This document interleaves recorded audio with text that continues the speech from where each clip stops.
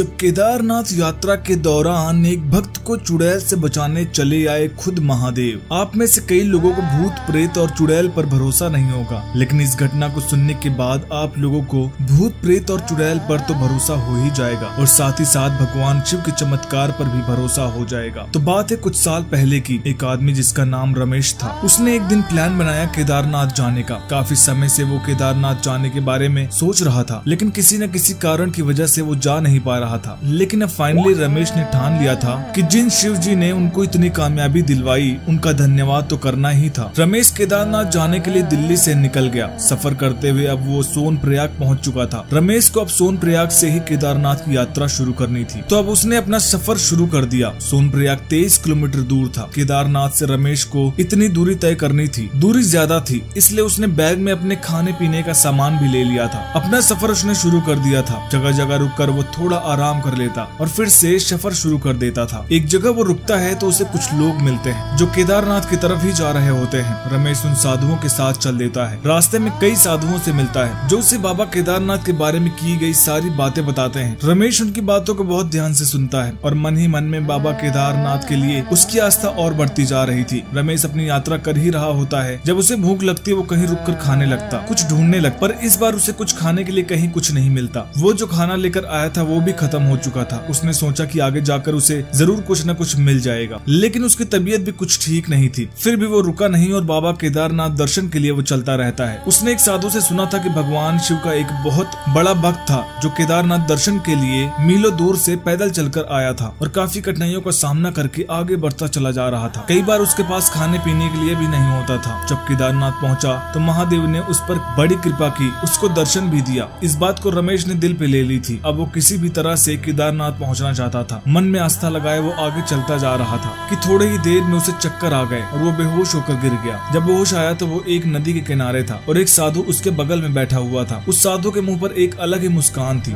रमेश उठकर बैठ जाता है और साधु से पूछता है कि मैं यहाँ कैसे आया। तब साधु कहता है कि मैं तुम्हें यहाँ लाया हूँ। तुम रास्ते में बेहोश थे, तुमने कुछ खाया पिया नहीं है, इतना कष्ट क्यों दे रहे हो खुद को। तब रमेश कहता है कि मैं सिर्फ और सिर्फ महादेव को प्रसन्न करने के लिए कर रहा हूँ। मैं भोलेनाथ का बहुत बड़ा भक्त हूँ और मैं चाहता हूँ कि वो मुझसे प्रसन्न होकर मुझ पर अपना आशीर्वाद हमेशा बनाए रखें। साधु कहता है कि तुम भोलेनाथ को खुश करना चाहते हो, लेकिन क्या अपने बच्चों को यूं कष्ट देकर भगवान शिव प्रसन्न होंगे? अगर तुम्हें भोलेनाथ को प्रसन्न करना ही है तो वो काम करो जिनसे उन्हें सच में खुशी मिलेगी। रमेश पूछता है कि किस चीज से भोलेनाथ खुश होंगे। तब साधु कहता है कि वो तभी खुश होंगे जब तुम इंसानियत निभाओगे, जब दूसरों का भला करोगे, अभिमान से ना रहकर दूसरों के बारे में सोचोगे, जो भूखे हैं उन्हें खिलाओगे। इतने में वो साधु उसे कुछ फल देकर वहाँ से चला जाता है। रमेश उसे जाते हुए बस देखते ही रह जाता है, फिर से अपनी यात्रा शुरू कर देता है। साधु की बात उसके दिल में लगी हुई थी। इस बार उसे थोड़ा सुकून सा लग रहा था। अब वो काफी करीब था अपने मंजिल के। वो सोचता है कि क्यों ना जंगल से वो शॉर्टकट ले ले। वो इस जंगल की ओर चल देता है। अब अंधेरा होने को होता है। वो चलता चला जा रहा था। इतने में उसे एक सफेद साड़ी पहने हुई एक औरत नजर आती है। वो उस औरत के पास जाता है। उसे लगता है कि जरूर ये भी केदारनाथ की तरफ ही जा रही होगी। वो उस औरत से पूछता है कि क्या आप भी केदारनाथ की तरफ जा रही हो? औरत कहती है कि हाँ, तुम भी चलो, मुझे सही रास्ता पता है। वो उस औरत के साथ चल देता है। उसे कुछ अजीब सा महसूस होता है क्योंकि पूरे रास्ते एक अलग ही सन्नाटा था। रमेश उस औरत से पूछता है कि आप कहाँ से हैं? तो औरत कहती है वैसे तो मैं कोलकाता से हूँ, लेकिन 2013 के बाद से मैं यहाँ रहने लगी हूँ। रमेश उससे पूछता है कि यहाँ क्यों रहती हो? 2013 की आपदा के बाद से मैं यहाँ रहने लगी हूँ, यही मेरा आसरा है। इतना कहकर वो औरत अजीब सी मुस्कान के साथ हंसने लगती है। अब रमेश समझ चुका था कि 2013 में जो आपदा आई थी उसकी वजह से औरत मर गई थी और तब से यहाँ भटक रही है। वो अब बहुत घबराने लगता है और भोलेनाथ को मदद के लिए गुहार लगाता है। थोड़ी देर में वहाँ वही साधु आ जाता है जो कुछ समय पहले रमेश को मिला था। साधु से पूछता है कि तुम यहाँ क्या कर रहे हो? तो वो कहने लगा कि मैं शॉर्टकट लेकर केदारनाथ जाना चाहता था। साधु कहता है मंजिल तक पहुँचने के लिए कोई शॉर्टकट नहीं होता, ये रास्ता जंगल की तरफ जाता है। मेरे पीछे आओ, सही रास्ता मिल जाएगा। जब मुड़कर रमेश उस औरत की तरफ देखता है तो वो औरत गायब हो जाती है। साधु कहता है कि यहाँ बहुत आत्माएं रहती हैं जो 2013 की आपदा में मारे गए थे। रमेश केदारनाथ पहुँच जाता है और जब पीछे मुड़कर देखता है तो उसे वो साधु कहीं नजर नहीं आता। वो कई लोगों से उस साधु का हुलिया बताकर पूछने की कोशिश करता है और उसे कुछ पता नहीं चलता उस साधु के बारे में। वो समझ जाता है कि साधु कोई और नहीं बल्कि भगवान शिव थे जिन्होंने उसकी रक्षा की थी।